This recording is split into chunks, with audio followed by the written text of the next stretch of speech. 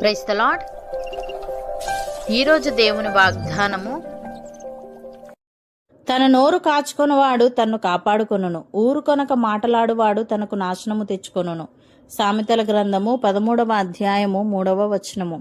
సహోదరి సహోదరులారా, ఈరోజు మనం ధ్యానించే వాక్యం మన నాలుకను, మన మాటలను అదుపులో ఉంచుకోవడం ఎంత ప్రాముఖ్యమో హెచ్చరించే ఒక అద్భుతమైన సత్యం.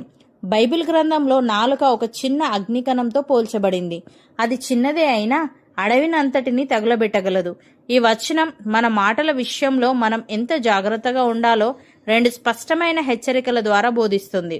ఈ వాక్యాన్ని లోతుగా అర్థం చేసుకోవడానికి దీన్ని 2 ప్రధాన భాగాలుగా చూడవచ్చు. మొదటిగా, తన నోరు కాచుకొనువాడు తన్ను కాపాడుకొనును అని ఉంది. ఇక్కడ నోరు కాచుకొనుట అంటే ఎప్పుడు మాట్లాడాలి, ఎంతవరకు మాట్లాడాలి, ఏ మాటలు మాట్లాడాలి అనే వివేకాన్ని కలిగి ఉండడం.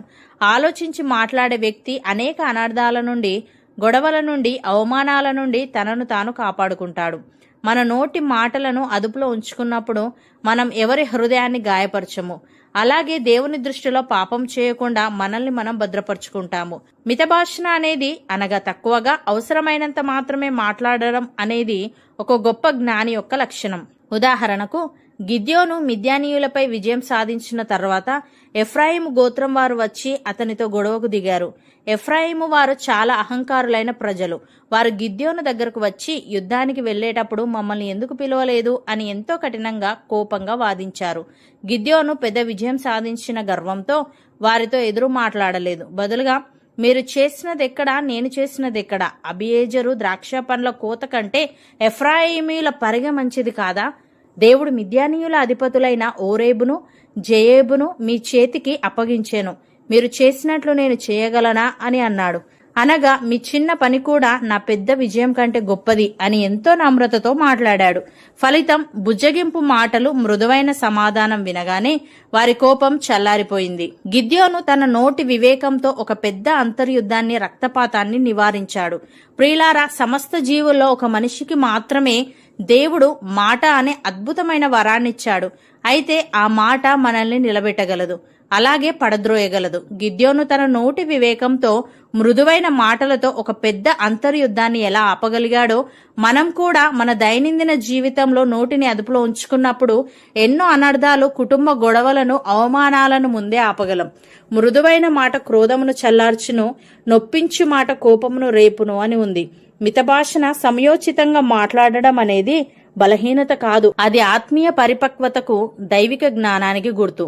మన మాటలు ఇతరులను గాయపరిచేవిగా కాక గాయాలను మాన్పేవిగా ఉండాలి. కాబట్టి ఎప్పుడు మాట్లాడాలి, ఎంతవరకు మాట్లాడాలి, ఏ మాటలు మాట్లాడాలి అనే వివేకాన్ని మనం కలిగి ఉంటూ గిద్యోను వలె మనం నోరు కాచుకుంటూ దేవుని దృష్టిలో యోగ్యులుగా జీవిద్దాం.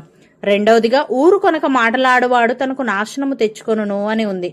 అనగా, వెనక ముందు ఆలోచించకుండా నోటికి వచ్చినట్లు మాట్లాడువాడు లేదా తొందరపడి మాట్లాడేవాడు తన చేతులతో తనకు తానే నాశనము తెచ్చుకుంటాడు. కొన్నిసార్లు కోపంలోనో లేదా ఉత్సాహంలోనో మనమనే ఒక చిన్న మాట మన జీవితకాల బంధాలను తెంచేయవచ్చు, లేదా మన కెరీర్ను దెబ్బతీయవచ్చు.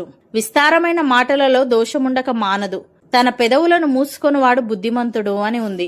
ఎక్కువ మాటలు ఉన్న చోట దోషం ఉంటుంది. కాబట్టి అనవసరమైన మాటలు మాట్లాడడం మనల్ని ప్రమాదంలోకి నెడుతుందనే విషయాన్ని మనం గుర్తుంచుకోవాలి.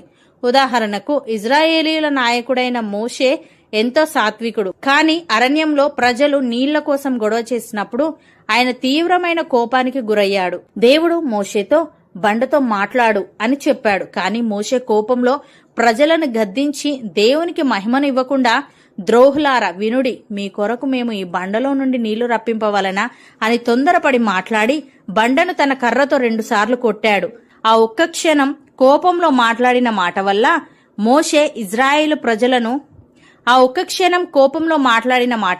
మోషే ఇజ్రాయేలు ప్రజలను దేవుడు వాగ్దానం చేసిన కనాను దేశంలోకి నడిపించే భాగ్యాన్ని కోల్పోయాడు. కేవలం దూరం నుండి మాత్రమే ఆ దేశాన్ని చూడగలిగాడు, కానీ అందులోకి ప్రవేశించలేకపోయాడు. ప్రియులారా, మోషే జీవితంలోని ఈ ఒక్క సంఘటన మనకు ఒక గంభీరమైన హెచ్చరిక. 40 ఏళ్ల పాటు ఎన్నో కష్టాలను, అవమానాలను భరిస్తూ ఇజ్రాయేలీయులను నడిపించిన మోషే వాగ్దాన దేశపు అంచుల్లోకి చేరిన తర్వాత కేవలం ఒక్క నిమిషం కోపంలో అన్న తొందరపాటు మాట వల్ల కనానులో అడుగుపెట్టే భాగ్యాన్ని కోల్పోయాడు. ఇక్కడ మనం నేర్చుకోవాల్సిన పాఠం ఏంటంటే, మన జీవితాంతం కష్టపడి సంపాదించుకున్న పేరు ప్రతిష్టలు, కెరీర్ లేదా ప్రాణం కంటే ఎక్కువగా ప్రేమించే బంధాలైనా సరే వాటన్నింటిని కూల్చివేయడానికి ఒకే ఒక్క తొందరపాటు మాట చాలు.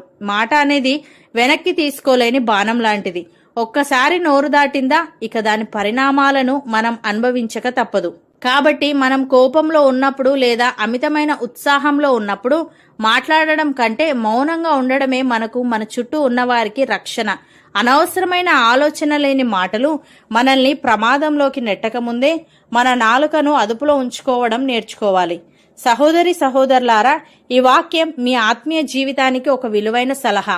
లౌకిక ప్రపంచంలో మీ పనుల విషయమై ఇతరులతో మాట్లాడేటప్పుడు లేదా చర్చలు జరిపేటప్పుడు కూడా ఈ నోరు కాచుకొనుట అనే సూత్రం మిమ్మల్ని ఎన్నో తప్పుల నుండి, నష్టాల నుండి కాపాడుతుంది. అవసరమైన చోట మాత్రమే మాట్లాడటం, అనవసరమైన చర్చలకు దూరంగా ఉండడం మీ సమయాన్ని, మీ శక్తిని, మీ గౌరవాన్ని కాపాడుతుంది. కాబట్టి ఈ వాక్యాన్ని మీ హృదయంలో భద్రపరచుకోండి. దేవుడు మీ నోటికి వివేకమును, మీ నాలుకకు దైవికమైన అదుపును అనుగ్రహించునుగాక. మీ నోటి నుండి వచ్చే ప్రతి మాట ఆశీర్వాదకరముగా ఉండునుగాక. సమస్త తొందరపాటు మాటల నుండి దేవుడు మిమ్మల్ని తప్పించి స్థిరపరచునుగాక. అవును అన్నవారు నాతో పాటు ప్రార్థనలో ఏకీభవించండి.